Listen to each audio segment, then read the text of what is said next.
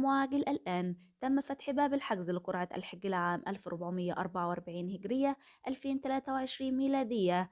إليكم التفاصيل. السلام عليكم ورحمة الله وبركاته.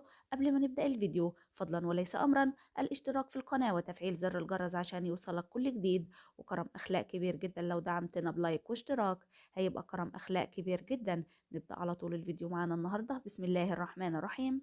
الآن تم فتح باب الحجز لقرعة الحج لعام 1444 هجرية 2023 ميلادية، وأنه سوف يبدأ من يوم الثلاثاء الموافق 21/2/2023 حتى يوم الجمعة 7/3/2023. الطلبات والمطلوبة للحجز: الطلب فردي 100 جنيه نموذج للحج، و15 طابع شرطة، و5 طابع شهيد. الطابع الزوجي 200 جنيه ونموذج الحج، وزائد 30 جنيه طابع شرطة، وزائد 10 جنيه طابع شهيد.